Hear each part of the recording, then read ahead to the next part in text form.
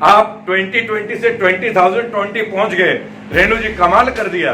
कहीं ऐसा तो नहीं कि आप टाइम मशीन यूज करती हो। राष्ट्रगान को नहीं जानते, राष्ट्रगान को नहीं जानते। भारत के इतिहास में पहली बार एक शिक्षा मंत्री 1.5 घंटे के अंदर, केवल 1.5 घंटे के अंदर उनका रेजिग्नेशन तैयार होता है। लेकिन किसी भी देश के लिए वो दिन एक काले दिन की तरह इतिहास में दर्ज होगा। बीजेपी अपने अलाइड पार्टनर्स को बर्बाद करने पे आ चुकी है।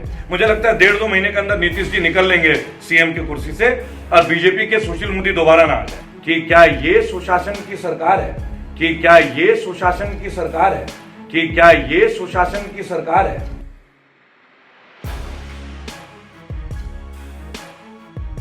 नमस्कार, आदाब। मैं खुशबू अख्तर। पल पल न्यूज की इस खास रिपोर्ट में आप सभी का स्वागत है। आज हम बात करने वाले हैं बिहार इलेक्शन की। लेकिन बिहार इलेक्शन का जो भी दौर रहा हो, उस दौर में जो देखने वाली बात थी वो ये थी कि शिक्षा मंत्री जो बनाए गए उसके ऊपर सोशल मीडिया पे हंगामा तो हुआ, लेकिन एक नया ही इतिहास देखने को मिल रहा है, जिस पर बात करने के लिए हमारे साथ मौजूद हैं रेबल सदानंदपति। तो ज्यादा ना सवाल खींचते हुए सीधा सवाल ये है कि शिक्षा मंत्री की अगर हम बात करते हैं जो नए नए बने और एक नया इतिहास रच गए, क्या कहेंगे इस तरह? सबसे पहले जय हिंद जय भारत। और पल पल न्यूज को मैं धन्यवाद देना चाहूंगा, खुशबू जी विशेष तौर पे आपका, और बधाई हो आप सभी को। बिहार में अच्छे दिन आ गए और इतने बेहतरीन दिन जिसकी कल्पना तो हम यहाँ बैठ के दिल्ली में कर ही नहीं सकते थे। जिन भी मतदाताओं ने कमल छाप को और बाकी सबको दिया है तो उनको बहुत बहुत बधाई। ढेर सारी काजू कतली की मिठाइयां आप सभी को। आप देख सकते हैं भारत के इतिहास में पहली बार एक शिक्षा मंत्री 1.5 घंटे के अंदर, केवल 1.5 घंटे के अंदर उनका रेजिग्नेशन तैयार होता है। और वो भी किस लिए, ये अभी मैं आपको शेयर करूंगा।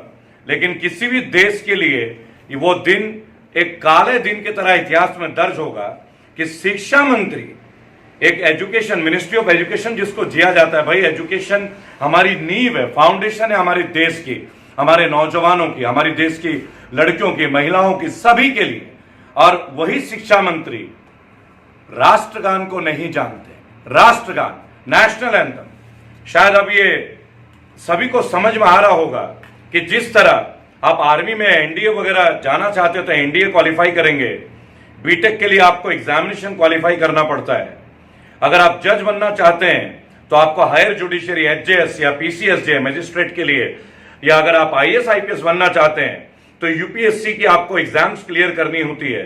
अब इसी तरह नेताओं का एक कंपलसरी चयन करने का क्वालिफिकेशन रिक्वायरमेंट बन गया है, क्योंकि उस देश की क्या स्थिति हो सकती है, उस प्रदेश की क्या स्थिति हो सकती है जिस प्रदेश के शिक्षा मंत्री को जनगण मन ना आता हो, हमारा राष्ट्रगान ना आता हो, नेशनल एंथम ना होता हो। तो आप समझ लीजिए, मेरे ख्याल से माननीय प्रधानमंत्री मोदी जी और हमारे रमेश निशंक पोखरियाल, वो भी शायद मिनिस्ट्री ऑफ एजुकेशन वही देखते हैं अभी, उनको तो बाँछें खिल गई हुई, उनके 56 इंच का 112 इंच हो गया होगा अब तक। इतनी बड़ी परिभाषा। जी, मैं ये जानना चाहती हूँ कि भारतीय जनता पार्टी की अगर बात करते हैं, क्योंकि अभी एनडीए की जो सरकार बनी है बिहार में, वहाँ पर भारतीय जनता पार्टी की बात करना इसलिए भी ज़रूरी हो जाता है कि हम अक्सर देखते हैं कि या तो वहाँ रेपिस्ट है या गुंडे हैं या क्रिमिनल है। लेकिन इस बार का इतिहास कुछ नया ही रहा, क्या कहेंगे इस पर? देखिए, एक बिल्कुल ही नया इतिहास ज्योग्राफी के साथ अटैच हुआ है। मैं एक बात आपको बोलूंगा, आप ये जान सकते हैं कि लोग कहते हैं कि इतिहास को नहीं बदला जा सकता है पर ज्योग्राफी को बदल सकते हैं। हमने पहली बार देखा इतिहास और ज्योग्राफी दोनों इकट्ठे बदल रहे हैं। फॉर एन एग्जाम्पल, थोड़ा पृष्ठभूमि में ले चलता हूं खुशबू जी, मैं आपको चैनल पल पल न्यूज के माध्यम से तमाम दर्शकों को मैं बोलूंगा, हैट्स ऑफ टू पल पल न्यूज। आप इतने अच्छे मुद्दे उठाते हैं जनता के बीच में। आप ये सुनिए कि ये पूरी चीज है क्या, इसकी पृष्ठभूमि क्या है।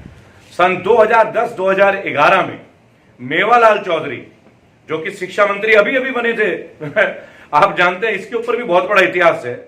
ये भागलपुर के एक विश्वविद्यालय के वाइस चांसलर थे 5 साल के लिए, और वहां साइंटिस्ट और प्रोफेसर्स की 219 से ज्यादा वैकेंसीज थी। और तत्कालीन जो बिहार के गवर्नर थे, ये देखिए ज्योग्राफी कहां जुड़ेगी आप, वो थे रामनाथ कोविंद जी, जो आज हमारे माननीय राष्ट्रपति महोदय हैं। और आपको मैं बता दूं चाहूंगा, ये भागलपुर का सबौर विश्वविद्यालय है और वहां पे इन्हीं मेवालाल चौधरी के ऊपर करप्शन के चार्जेस हैं, सीवियर करप्शन के।